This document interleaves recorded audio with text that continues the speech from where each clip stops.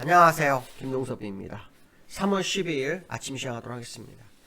오늘 새벽에 끝난 미국 시장은 혼조세로 마감을 했는데요. 나스닥은 하락하고 다우는 소폭 상승해서 마감합니다. 미국 시장은 요즘 엔비디아가 이틀 연속 하락하면서 시장을 약간 흔들어주는 모습이죠. 엔비디아가 금요일날 거의 6%가량 하락했고요. 오늘도 한 2% 정도 하락하면서 단기 급등에 대한 조정 임박한 것이 아니냐, 뭐 그런 우려가 좀 있는 것 같습니다. 제가 볼 때 기술적으로 좀 그런 상황은 아닌 것 같은데요. 어쨌든 엔비디아가 급등하다가 이틀 연속 8%가 빠지면서 시장을 약간 흔들어줬다라고 보시면 될 것 같고요. 같은 반도체 관련주 AMD라든가 ASML 이런 종목들도 4%에서 3% 정도 하락하는 그런 모습이 있었고요. 메타란 종목도 4% 정도 하락합니다. 그렇지만 나스닥이 0.4% 정도 하락한 거 보면 그래도 잘 견조한 흐름이 아니었나, 뭐 그런 생각을 해봐야 될 것 같고요. 엔비디아 AI는 이게 시세가 이렇게 끝날 수가 없습니다. 일반적으로 고점에서도 만약에 시세가 끝나도 분산을 해야 되기 때문에 아래 위로 흔들면서 또 박스권을 만들어야 되거든요. 제가 볼 때는 AI가 작년 12월에 처음 실적이 나왔고 이제 두 번째 나왔기 때문에 사실은 이게 계속해서 엔비디아가 끝이 났다 그런 얘기는 좀 확인이 어려울 것 같습니다. 좀 더 시간이 필요하지 않겠느냐, 뭐 이런 생각을 해봐야 될 것 같고요. 미국에서 지금 기다리는 것이 소비자 물가 지수죠. 지난달에 소비자 물가 지수가 강세가 되면서 금리나 기대감이 수그러 들었었는데요. 이번에 2월 소비자 물가 지수를 시장은 기다리고 있죠. 일단 전년 대비로는 3.1% 전달과 같을 것으로 좀 예상을 하고 있고요. 다만 이제 근원 CPI가 0.3% 정도 올랐을 거로 보고 있습니다. 근데 전달에는 0.4% 올랐었거든요. 그거에 비해서는 0.1 정도 둔화됐을 것으로 예상이 되고 있고요. 또 전년 대비로도 지금 3.7% 정도 예상하고 있는데 전달에 3.9% 늘어난 거에 비하면 0.2% 정도 줄어들었을 것으로 예상이 됩니다. 만약에 이렇게 예상대로 나온다고 하면 일단 시장은 금리나 기대감이 커질 수 있고요. 이게 아니고 오히려 더 강세로 나오게 되면 시장이 좀 부담이 되겠죠.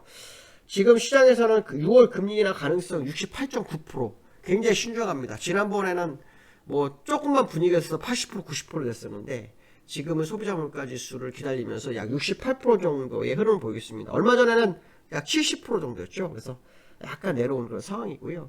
지금 시장에서는 장기 인플레이션의 기대치가 계속 반등을 하고 있다고 하네요.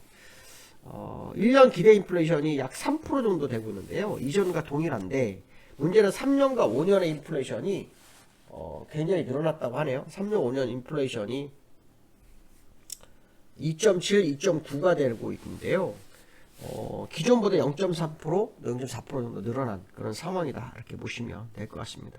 어쨌든 미국 시장은 이번 주 소비자 물가지수에 따라서 방향성이 제시될 수 있는 그런 부분이 있기 때문에 이 부분을 좀 봐야 되겠죠.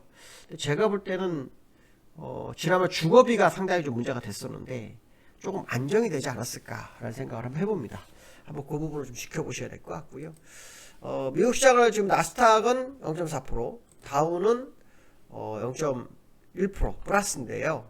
약간 혼조세를 마감했습니다. 다우를 보시면 횡보였죠. 장중한 때 0.6% 하락했었네요. 하락했다 올라온 거고요. 그 다음에 나스닥 같은 경우에는 횡보죠. 이것도 어떻게 보면 일정 박스권의 횡보예요. 그래서 마이너스 0.6%까지 갔다가 0.4% 정도로 마감하는 모습이 있고요. 그 인플레이션 지표에서 이제 주거비가 되게 중요하지만 유가도 또 계속 봐야 되죠. 유가는 요거를 제가 안 봐드렸는데요. 유가를 보시면 유가는 지금 이 박스권에 딱 걸쳐 있는 거 보세요. 그렇죠? 계속해서 여기 싸움하고 있었어요. 요 박스권이잖아요. 요 박스권 걸쳐 있잖아요. 여기서 요 박스. 그래서 그 안에서 추세를 벗기려고 노력을 하고 있지만 넘어가지 못하고 있는 그런 상황이고요. 해외 지수에서 그 엔비디아를 한번 볼 필요성이 있거든요. 네, 엔비디아가 지난번 제가 880불 정도 예상했더니 974불까지 갔었거든요. 지금 857불인데요. 이게 이렇게 해서 한 방에 죽지는 않습니다. 여기서 죽더라도 이렇게 흔들면서 죽죠. 흔들면서 죽게 되어 있습니다. 그러니까 지금 이 엔비디아는 일단 고점 찍고 저항선이었던 부분을 돌파했다가 내려온 거기 때문에 그 자리에서 싸움을 하는 과정 정도로 보시지 이게 추세를 반전이 됐다. 이렇게 보기 좀 어렵지 않을까 이렇게 생각이 듭니다. 근데 또 시장은 그런 거 있잖아요. 급하게 오르면 또 조정이 빠르게 올 거다. 그런 생각도 많이 하는데 전혀 다른 흐름이 아닐까. 그런 해석을 좀 해봐야 될 것 같습니다. 자, 두 번째로는요. 신용장고가 불어나고 있다고 합니다. 신용장고가.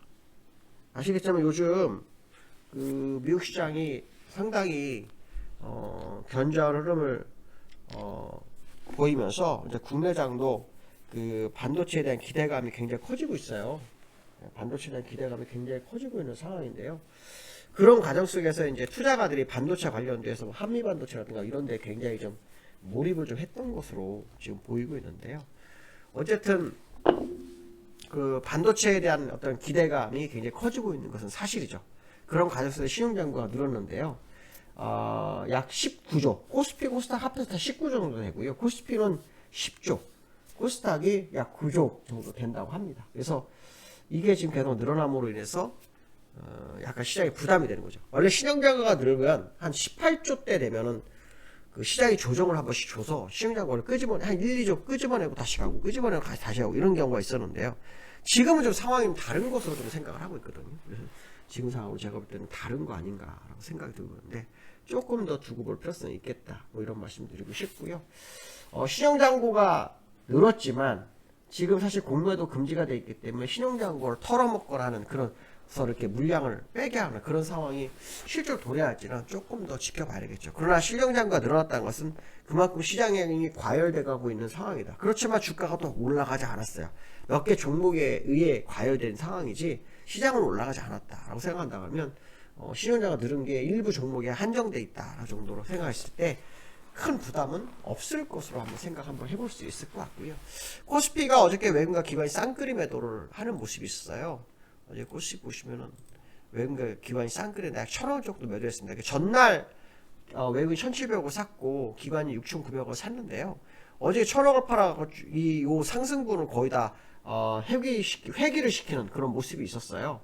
근데 이제 이게 진짜인지 아닌지는 좀 봐야겠죠. 저는 기관이 6,900원 사고 1,000억으로 제자리로 돌아갔다는 게 굉장히 의외의 시장의 모습이다 라는 생각을 굉장히 많이 하고 있어요. 왜냐하면 이 기관들은 절대 손해보는 매매를 잘 안 해요. 물론 외국인도 그렇죠. 그렇지만 기관들은 단기적으로 여기서 매도하다가 갑자기 6,900억을 샀는데 여기서 갑자기 뜬금없이 그리고 산 위치가 고점 부분에 샀어요. 그러니까 지금 기관의 매도는 좀 의외다라는 부분을 봐야 되겠죠. 어저께 아마 윗끌리 만기에 대한 부분이 좀 시장에 영향을 좀 미쳤던 게 아닐까라는 생각이 좀 많이 들어요. 어저께 윗끌리 만기에 대한 부분이 좀 있었기 때문에 그 부분에 대한 영향이 좀 있었지 않을까라는 생각을 해봐야 될 것 같고요. 우리나라는 지금 이 수급에서 어저께 그 삼성전자를 기관과 외국인이 조금 팔았더라고요. 삼성전자를 좀 팔았던 부분이거든요. 그래서 기관이 지난주 금요일에 삼성전자 330만원 사고 금요일 어제는 조금 팔았는데 외국인이 좀 팔았어요. 그래서 이 수급의 대부분 다 삼성전자 금액이다라고 보시면 된다. 그래서 삼성전자의 흐름이 아주 중요할 것 같은데요.